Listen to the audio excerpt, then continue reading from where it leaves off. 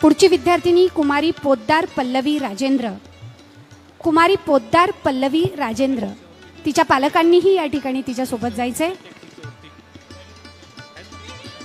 या सर्व 100% घेतलेले हे विद्यार्थी आणि त्यांचा सत्कार या ठिकाणी आपण करतोय. शिष्यवृत्ती हो ओके. या सर्व यशस्वी विद्यार्थ्यांना संस्थेच्या वतीनं एक मदत म्हणून शैक्षणिक साहित्यासाठी 5,000 रुपये रोख पारितोषिक देण्यात येत आहे. त्याचा चेक संस्थेच्या वतीनं सुपूर्द करण्यात येत आहे. देतो. गरीब आणि होतकरू विद्यार्थ्यांना आम्ही ही शिष्यवृत्ती देतो दरमहा. डांगे अल्मस अफसर ही आदर्श विद्यालयाची विद्यार्थिनी आहे. 10वीच्या परीक्षेमध्ये ती यशस्वी झालेली आहे. सर्वात दुःखद गोष्ट म्हणजे 10वीच्या परीक्षेच्या दिवशी तिच्या वडिलांचे निधन झाले आणि अशा या होतकरू आणि हुशार विद्यार्थीची दखल घेत ज्ञानज्योतीकडून दरमहा 2,000 रुपये शिष्यवृत्ती देण्याचे तिला ठरलेले आहे. कुमारी डांगे आलमस अफसर, आदर्श विद्यालय उमरगाव.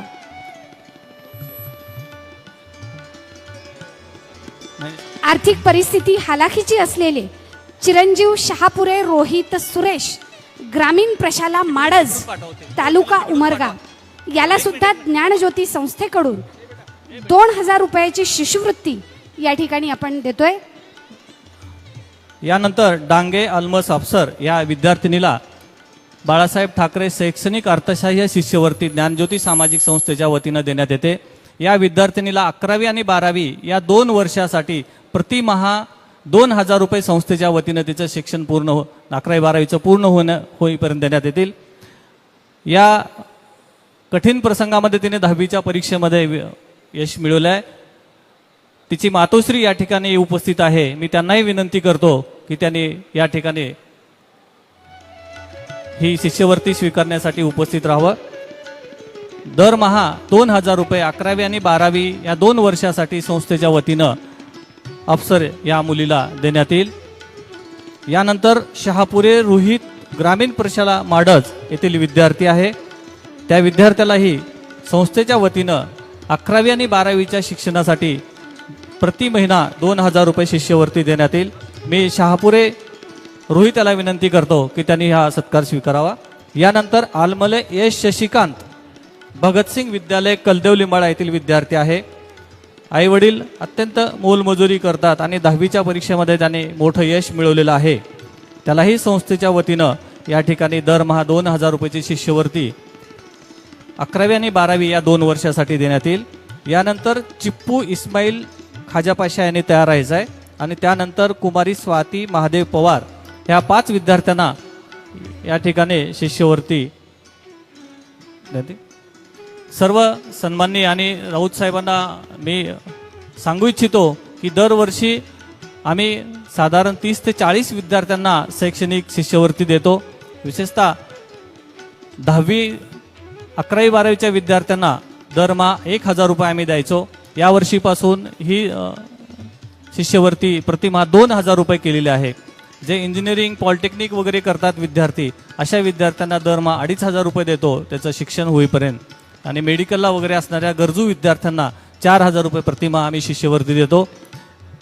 अत्यंत नम्रपणे सांगू इच्छितो की गेल्या 15 वर्षामध्ये जवळपास 400 विद्यार्थ्यांना आम्ही शिष्यवृत्ती दिलेली आहे आणि सर्व विद्यार्थी संस्थेबद्दल अत्यंत आदर व्यक्त करतात. माननीय आमदार साहेबांची एक इच्छा आहे की शैक्षणिक दृष्ट्या जितकी मदत करता येईल संस्थेच्या वतीनं ती करावी. शिक्षणासाठी ही संस्था उभी राहिली आणि 15 वर्ष उमरगा तालुक्यामध्ये कार्यरत आहे.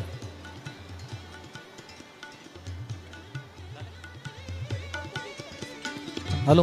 कौटुंबिक परिस्थिती हालाखीची असताना या विद्यार्थ्यांच्या हातातून पुस्तक सुटू नये याची काळजी माननीय आमदार साहेब अतिशय जिव्हाळ्याने आणि तितक्याच प्रेमाने सुद्धा घेत असलेली आपल्याला पाहावयास मिळतात. चिप्पू इस्माईल चप्पू इस्माईल खाजापाशा, चिरंजीव चप्पू इस्माईल खाजापाशा. लहानपणीच वडिलांचे निधन झाले. आजी आजोबांकडून या विद्यार्थ्याचा सांभाळ झाला. 10वी मध्ये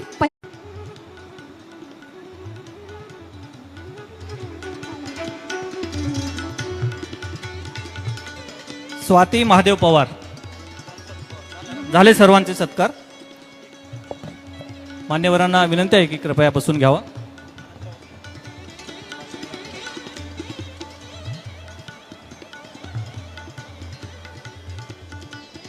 आई हा शब्द आहे ज्याच्या पुढे काहीच नाही. ज्यांची कविता ऐकून वृद्धाश्रमात ठेवलेल्या आईला परत घरी आणलं असे राज्यभरातील प्रसिद्ध कवी म्हणजे अनंत राऊत. मित्र वनव्यामध्ये गारव्यासारखा ही प्रचंड लोकप्रिय अशी कविता तरुणांच्या गळ्यातील ताईत. कवितेला जेवढा लोकाश्रय मिळाला तो राज्यामध्ये असा एकमेव कवी आहे की त्याला सर्वाधिक लोकाश्रय कवितेला मिळालेला आहे. आजवर मराठी साहित्यात सगळ्यात लोकोत्तर अशी त्यांची मित्र वनव्यामध्ये गारव्यासारखा ही कविता गाजलेली आहे. वर्तमान परिस्थितीवर अत्यंत परखड भाष्य करणारी भोंगा ही कविता त्यांची गाजलेली आहे. तरुणांना प्रेमाचा अर्थ सांगणारी तुझ्या गावावरून किंवा जी कविता ऐकून मी आत्ता म्हणल्याप्रमाणे वृद्धाश्रमातून आई वडिलांना घरी करून आणलं अशी मायबाप ही त्यांची कविता हृदयाला अत्यंत संवेदनशीलपणा जागवते. अशा अनेक कविता त्यांचे मनोरंजन नाही तर प्रबोधन, परिवर्तन आणि ऊर्जा देणारे कार्य एक साहित्यिक म्हणून राज्यभर चालू आहे. विशेष म्हणजे ते एमटेक इंजिनिअरिंग आहेत. इंजिनिअरिंगच्या क्षेत्रात असून सुद्धा एक साहित्यिक म्हणून चांगली पगाराची नोकरी सोडून ते राज्यभर प्रबोधनाचं कार्य करतात. आजवर अनेक पुरस्कारांनी त्यांना गौरवलेलं आहे.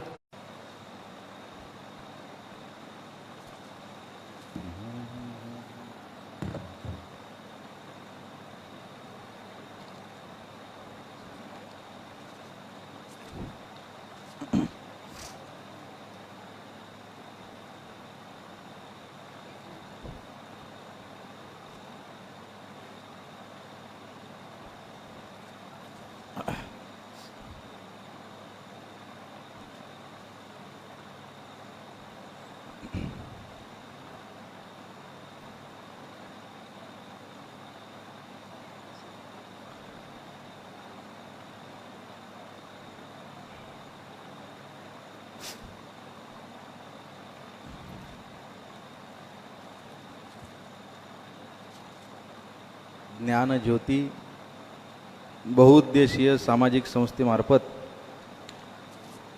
हा गुणवंत विद्यार्थ्यांचा सत्कार आणि पुरस्कार सोहळा आयोजित केलेला आहे. या सोहळ्यासाठी उपस्थित असलेले संस्थापक आणि या संस्थेचे अध्यक्ष ज्ञानराज चौगुले सर, उपाध्यक्ष विजय वडदरे साहेब, सचिव प्रदीप मदने, कोषाध्यक्ष अमरभाऊ, तसेच या सगळ्यांचे आणि या संस्थेचे मार्गदर्शक माजी खासदार रवींद्रजी गायकवाड सर, फार उशीर झालेला आहे कार्यक्रमाला, पण नियोजनबद्ध कार्यक्रम आहे.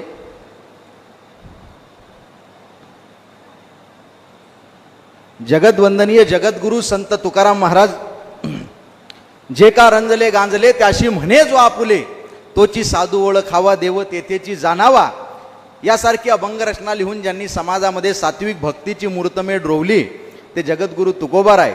ज्ञानियांचे राजे संत ज्ञानेश्वर महाराज, योग यागविधी येणेनो हे सिद्धी, वायाची उपाधी दंभ धर्म, भावेविन भक्ती भक्तीविन मुक्ती, बळेविन शक्ती बोलू नये. खऱ्या अर्थानं देव हा भावाचा भुकेलेला असतो हे सांगणारे आणि संस्कृतच्या तिजोरीमध्ये बंद असलेलं ज्ञान मराठी भाषेच्या चावीनं उलगडून समाजापुढे ठेवणारे संत ज्ञानेश्वर महाराज, संत कबीर, सत्यशोधक समाजाचे संस्थापक महात्मा ज्योतिबा फुले, सर्वव्यापी जगतपती, त्याची नकोची मध्यस्थी हे सांगत खऱ्या अर्थानं समाजामध्ये कर्मकांड आणि बुवाबाजीला विरोध करणारे महात्मा ज्योतिबा फुले, ज्या एका स्त्रीमुळं खऱ्या अर्थानं महिला एवढ्या मोठ्या संख्येनं इथं उपस्थित राहू शकल्या आणि ज्यांचा फोटो आपल्या स्टेजवर आहे त्या आद्य क्रांतिकारक क्रांतिज्योती सावित्रीबाई फुले. मी ज्या भागात आलेलो आहे जवळजवळ 600 किलोमीटरचा प्रवास करून मी तुमच्या समोर आलेलो आहे. आमच्या भागातले वंदनीय राष्ट्रसंत श्री तुकडोजी महाराज, मंदिर में भी है खुदा मस्जिद में भी राम है, मंदिरे में भी है खुदा, मस्जिद में भी राम है, दोनों नहीं है पत्थरों में, सिर्फ उनका नाम है. हे सांगत समाजात समानता प्रस्थापित करणारे वंदनीय राष्ट्रसंत श्री तुकडोजी महाराज आयुष्यभर ज्या एका संतानं लोकांनी केलेली घाण साफ केली आणि संध्याकाळी कीर्तनातनं लोकांची डोकी झाडली, ते दगडांचे टाळ करून लोकांच्या डोक्यात जाळ करणारे एकमेव संत म्हणजे गाडगे बाबा. मला या भूतलावर जन्माला घालणारे माझे मायबाप, त्या सीमेवर आपल्या रक्षणासाठी उभे असलेले सगळे सैनिक, त्या शिकागोच्या धर्म परिषदेमध्ये आपली भारतीय संस्कृती अख्ख्या जगाला ज्यांनी पटवून